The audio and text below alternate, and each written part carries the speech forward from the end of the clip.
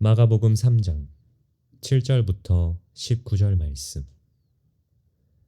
예수께서 제자들과 함께 바다로 물러가시니 갈릴리에서 큰 무리가 따르며 유대와 예루살렘과 이두메와 요단강 건너편과 또 두로와 시돈 근처에서 많은 무리가 그가 하신 큰 일을 듣고 나아오는지라. 예수께서 무리가 에워싸 미는 것을 피하기 위하여 작은 배를 대기하도록 제자들에게 명하셨으니 이는 많은 사람을 고치셨으므로 병으로 고생하는 자들이 예수를 만지고자 하여 몰려왔음이더라.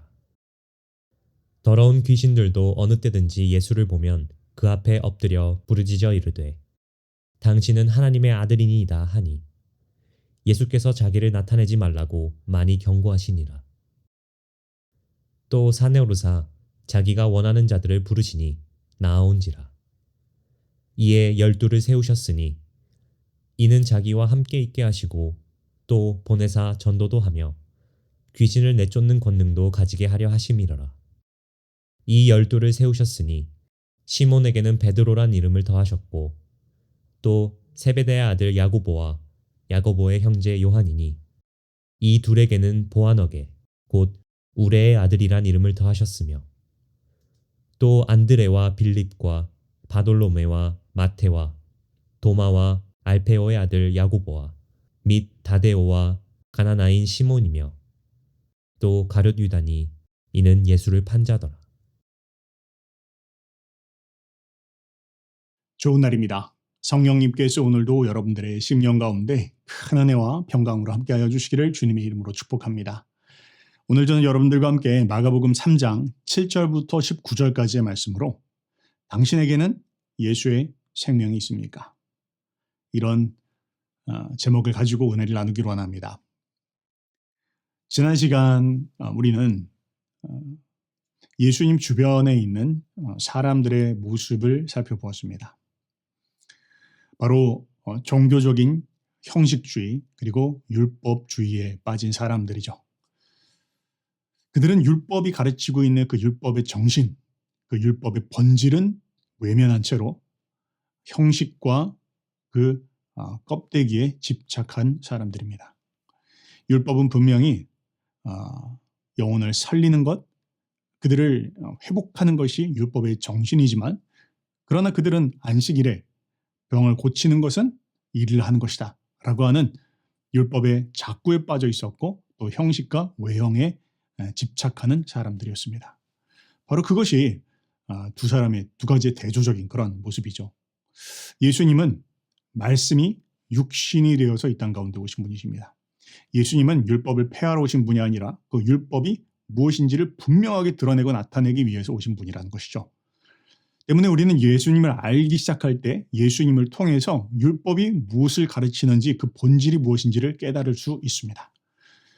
바로 예수님께서 이 땅 가운데 오신 이유는 바로 말씀이 육신이 되어서 하나님께서 율법을 통해서 가르치신 것이 무엇인지를 명확하고 분명하게 드러내시는 분이시다라는 것을 우리는 알아야 할 것입니다. 자, 오늘 여러분들과 살펴볼 말씀은요.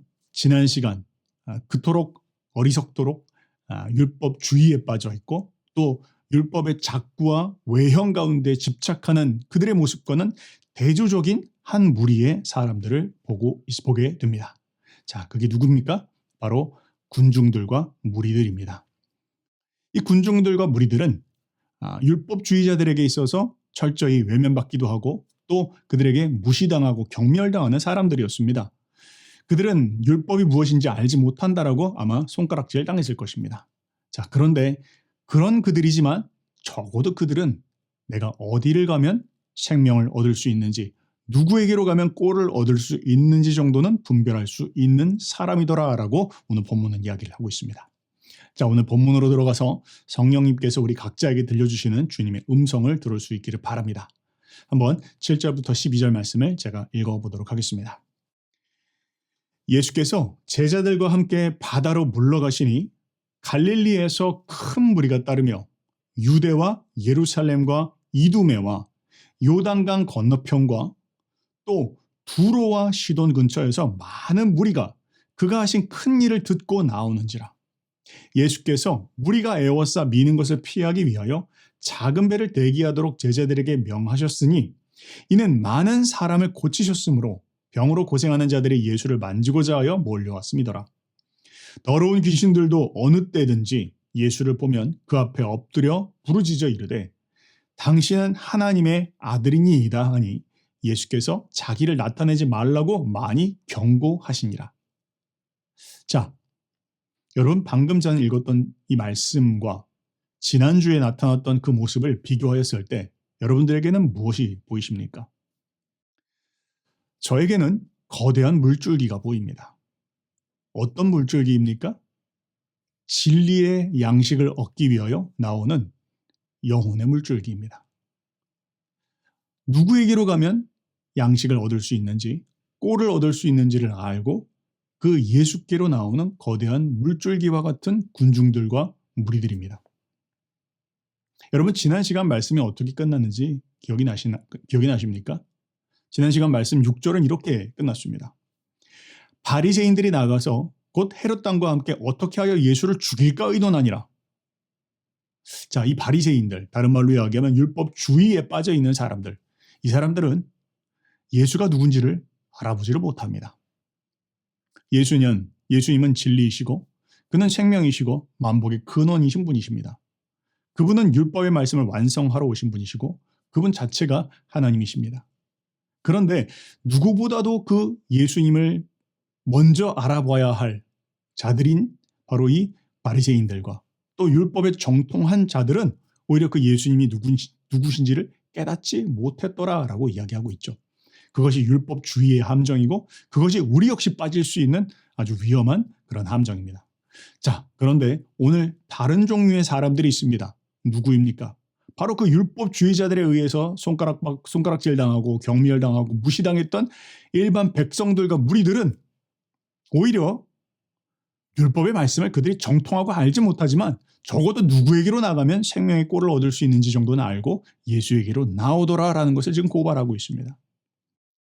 물론 이 백성들과 무리들이 항상 옳은 것은 아닙니다. 나중에 보면 이들이 역시 배반하기도 하죠. 예수님을 죽이라라고 하고 돌변하는 모습을 보이기도 합니다. 그렇기 때문에 예수님께서는 그들에게 기대하시진 않습니다. 그들을 주님께서 의지하진 않는다는 것이죠. 사랑의 대상이자 돌봄의 대상들입니다. 그러나 그럼에도 불구하고 적어도 그들은 백성들을 호도하거나 잘못된 길로 곡해하진 않습니다. 예수님의 의도가 무엇인지를 곡해하진 않는다는 것이죠. 그들은 예수님께로 나오면 생명의 양식과 그 꼴을 얻을 수 있다는 것을 알고 이 7절부터 12절은 수많은 무리들이 예수께로 나와서 진리의 말씀을 듣기 위하여 그분으로부터 치유 얻기 위하여 그분으로부터 해방 얻기 위하여 예수께로 나오더라라고 오늘 본문은 지금 이야기하고 있는 것입니다.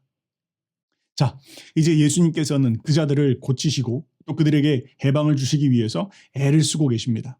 그러나 예수님은 육신의 몸을 이 땅 가운데 오셨습니다. 다른 말로 이야기하면 육신의 제약을 받는다는 것이죠. 때문에 예수님께서는 그 일들을 함께할 자들을 이제 찾기 시작합니다. 그래서 이제 제자들을 세우시는데요. 그 제자들을 통해서 예수님은 당신의 일, 어떤 일입니까? 바로 생명을 나누는 일, 생명을 살리는 일, 생명을 구하는 일, 바로 그 당신의 일들을 하기 위하여 제자들을 선택하시고 세웠더라라고 그 다음 본문이 이야기합니다. 자, 13절부터 15절까지만 한번 읽어보도록 하죠. 또 산에 오르사 자기가 원하는 자들을 부르시니 나온지라. 이에 12를 세우셨으니 이는 자기와 함께 있게 하시고 또 보내사 전도도 하며 귀신을 내쫓는 권능도 가지게 하려 하심이러라. 이 12를 세우셨으니 하면서 이제 12명의 이름을 적어놓고 있습니다. 자, 무엇을 이야기하는 것입니까? 예수님께서 이 제자들을 선택하신 이유는 무엇입니까? 바로 그 예수의 일을 감당할 수 있도록 하기 위해서 이 제자들을 세운 것입니다. 예수의 이름 무엇입니까? 바로 생명을 나누는 일입니다. 생명을 살리는 일입니다. 그들의 생명을 구원하는 일입니다. 그 일을 위해서 예수님께서 당신의 12명의 제자들을 보내셨다, 세우셨다라는 것을 말하고 있는 것이죠. 자, 여기서 우리가 잠깐 멈춰서 우리들의 모습을 한번 생각해 봅시다. 여러분, 우리는 누구입니까? 예수님 믿는 우리는 모두가 다 성도이기도 하지만 그리스도의 제자들입니다. 우리는 그리스도의 길을 따라가는 자들입니다. 자, 그렇다면 우리는 한번 우리의 모습을 되짚어 보아야 합니다. 어떤 모습을 되짚어 보아야 합니까? 과연 우리에게서 그 예수님의 생명이 넘쳐나고 있는지, 우리에게서 예수의 생명이 충만한지, 우리에게서 그 예수의 생명이 흘러가고 있는지 우리의 모습을 살펴보아야 한다는 것이죠. 예수님은 우리를 통해서 그 예수님의 일이 지속되어지기를 원하십니다. 그것이 우리를 선택하신 이유입니다. 세상 가운데서 우리를 선택해내시고 당신을 따르는 자들로 우리의 삶을 선택하신 이유는 비록 부족한 우리들이지만, 그러나 우리를 통해서 그 예수의 생명이 충만하기를, 예수의 생명이 흘러가기를, 사람들에게 그 예수의 생명을 나눌 수 있기를 바라시는 마음 가운데서 우리를 선택하셨다라는 것이죠. 여러분, 그러나 혹시 우리는 그 예수의 생명을 흘러보내고 있지 못한 그런 모습들은 없습니까? 우리가 주변 사람들에게 혹은 우리의 말씀을 통해서 주변에 있는 많은 사람들이 예수의 생명을 얻기보다는, 혹은 우리의 모습들을 통해서 당신을 통해서는 생명의 양식을 얻지 못하고 있습니다.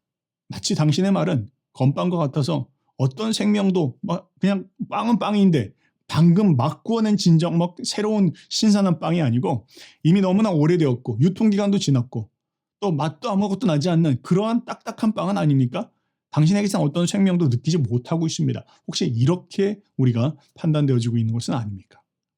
우리를 통해서 진정 생명의 양식이, 그 떡이 찢어지고 있고 나눠지고 있고, 주님 말씀하신 것처럼 말씀이 육신이 되어서 우리의 삶 가운데 응하였다라는 것처럼 우리가 선포하는 말씀을 통해서 그들의 삶에 하나님의 예수 그리스도의 임재가 나타나고 예수 그리스도의 치유가 나타나고 예수의 해방이 그들의 삶 가운데 나타나는 것을 우리의 삶을 통해서 그 일이 이루어지고 있느냐 아니냐를 우리는 살펴봐야 된다는 것이죠. 주님은 바로 그 일을 위해서 우리를 선택하셨습니다. 그리고 우리에게 그 생명에 나누는 일을 무임하셨습니다. 그것이 바로 주님께서 우리를 선택하신 이유라는 것이죠. 여러분, 한 가지 예화를 한번 나눠보기를 원합니다. 여러분, 바나나 좋아하십니까? 그런데 여러분, 제가 얼마 전에 한번 이런 내용들을 읽었는데요. 너무 놀라는 기억이었어요. 그게 뭐냐면 바나나가 세상의 모든, 지금 지구상에 존재하는 모든 바나나는 딱 한 가지 종류라는 것이죠. 바로 캐번디시라고 하는 바나나입니다. 여러분, 근데 이상하지 않습니까? 예를 들면 여러분, 사과 같은 경우만 하더라도요. 다양한 종류의 사과들이 있지 않습니까? 빨간 것도 있고 초록색도 있고 큰 거 작은 거 종류들이 참 다양합니다. 그런데 바나나는 그렇지가 않습니다. 바나나는 이 전 세계에 딱 한 가지 종류, 캐번디시라고 하는 그 바나나 한 가지밖에 없는데요. 이유는 무엇이냐면 사람들이 그 맛있는 바나나를 만들어내기 위해서 품종을 개량했는데, 그러다 보니까 이것이 자기 스스로 자가 교배하고 복제해낼 수 있는 자생력이 없는 그런 바나나가 되었다라는 것이죠. 스스로 예를 들면 암컷과 수컷이 이렇게 해가지고 그것을 다생할 수 있는 그 번식력이 이제는 사라졌고, 사람들이 인공적으로 그것을 배양해가지고 만들어내는 것 말고는 만들 수가 없게 되었다라는 것입니다. 결국 씨가 없는 바나나가 되었다. 우리가 먹고 있는 모든 바나나는 씨 없는 바나나입니다. 한마디로 말하면 자생력이 없다는 것이죠. 생명력이 그 안에 없는, 겉모습은 바나나가 분명한데, 그런데 자기 스스로 복제해낼 수 있는, 재생해낼 수 있는, 만들어낼 수 있는 생명력이 없는 그런 바나나가 되었다는 것이죠. 그래서 굉장히 위험하답니다. 예를 들면 병균이 한번 퍼지기 시작하면 온 세상의 바나나 다 사라지는, 멸종되어지는 그런 날이 올 수도 있다는 것이죠. 자, 근데 여러분, 우리의 기독교의, 우리 신앙의 모습이 마치 그와 같지 않냐 한번 짚어보기를 원합니다. 마치 이렇게 자생력 없는 바나나처럼, 그 안에 생명력 없는 바나나처럼 우리 역시 예수의 생명을 잃은 채로 살아가고 있는 그런 우리들의 모습은 아닙니까? 종교의 모습은 가지고 있습니다. 외형은 가지고 있습니다. 그러나 그 본질은 진정 예수 그리스도의 생명, 그 생명을 추구하고 사랑하고 쫓아가고 그 생명을 주변 사람들에게 나눌 수 있는 그 생명력이 우리 가운데 사라진 것은 아닙니까? 그 예수의 생명, 초대교회의 생명, 혹은 1900년도 초반 정말 한국에 들어왔던 초대교회, 우리 대한민국에 처음 교회가 들어왔을 때 당시 그런 생명력들이 지금 100년이 지난 우리들의 모습 가운데도, 우리의 심령 가운데도 그 복음의 생명이, 그 자생력이 우리의 심령 가운데 타오르고 있습니까? 오늘 본문은 저는 마치 그것을 물어본다라고 생각합니다. 예수님은 수많은 군중들과 무리들이 예수님께로 몰려오는 것을 보았습니다. 그들은 생명을 찾고 있습니다. 그들은 예수께로 나와서 생명을 얻기를 원하고 치유 얻기를 원하고 해방 얻기를 원합니다. 그리고 그들은 여전히 우리들 주변에 있습니다. 우리 주변에서 그 예수의 생명을 찾고 구하고 있습니다. 예수님은 우리를 통해서 그이들이 계속되어서 이어나가기를 원합니다. 생명력과 자생력을 가진 예수 그리스도의 진짜 제자들을 통해서 그이들이 이루어지기를, 계속 되어지기를 주님은 바라신다라는 것이죠. 그것이 우리를 선택하신 이유이고 그것이 우리의 부르심입니다. 그러나 우리들의 모습들은 어떻습니까? 우리는 그 예수님의 생명을 가지고 있습니까? 그 예수님의 생명을 지키기 위해서, 예수님의 생명을 전파하기 위해서 기꺼이 우리 자신의 생명도 내려놓을 수 있는 그러한 믿음 가운데 우리가 살아가고 있습니까? 혹은 내가 예수님을 따라가면 내가 잃을 것이 무엇인지 얻을 것이 무엇인지 혹시 이런 계산하고 있는 것은 아닙니까? 만약 그렇다면 우리는 이 자생력 잃은 바나나처럼 외형의 모습은 성도이고 외적인 모습은 예수님의 제자인지는 모르겠지만 그 안에 생명력은 없는, 자생력은 없는, 번식력은 없는 그러한 바나나일 뿐입니다. 오늘 본문은 마치 그것이 기록되어 있는 건 아니지만요. 저는 그런 내용들을 봅니다. 우리의 모습들을 짚어보자라는 것이죠. 우리는 과연 율법주의자들처럼 율법의 본질과 내용은 잊어버린 채로 형식과 외형에 집착하고 있는 모습들은 아닌지, 또 뿐만 아니라 예수님께서 제자라고 선택은 하셨지만 그럼에도 불구하고 예수님께서 말씀하신 그 일들을 감당하지는 않는 채로 그저 형식은 기독교인이고 형식은 제자들인지 모르겠지만 그런데 진정 마음 가운데 추구하고 바라고 있는 것은 또 우리를 통해서 나타나고 있는 일들은 예수님의 생명이 나눠지고 예수님의 생명이 흘러가는 일들은 나타나고 있지 않는 것은 아닌지 우리의 모습들을 돌아보아야 한다는 것입니다. 한번 봅시다. 우리는 그 첫사랑을 간직하고 있습니까? 순수한 열정이 우리 가운데 타오르고 있습니까? 혹은 정말 조건 없는 희생과 헌신이 우리의 심령 가운데 계속해서 불타오르고 있습니까? 주님은 그것을 보기를 원하십니다. 그 모습이 우리 가운데 있다면 우리를 통해서 우리 주변에 있는 자들에게 그 생명이 흘러가게 될 것입니다. 그리고 우리는 자생력 있는 그리스도의 제자라고 인정받게 되어질 것입니다. 주님은 그러한 일들이 오늘 우리들의 삶 가운데 여전히 지속되어지기를 원하신다. 그것이 우리를 선택하신 이유다라고 오늘 본문은 이야기하고 있습니다. 우리들의 삶의 모습을 다시 한번 짚어보면서 주님 앞에 진정 참 제자로서의 길로 들어설 수 있는 그런 저와 여러분들이 되시기를 주님의 이름으로 축복합니다.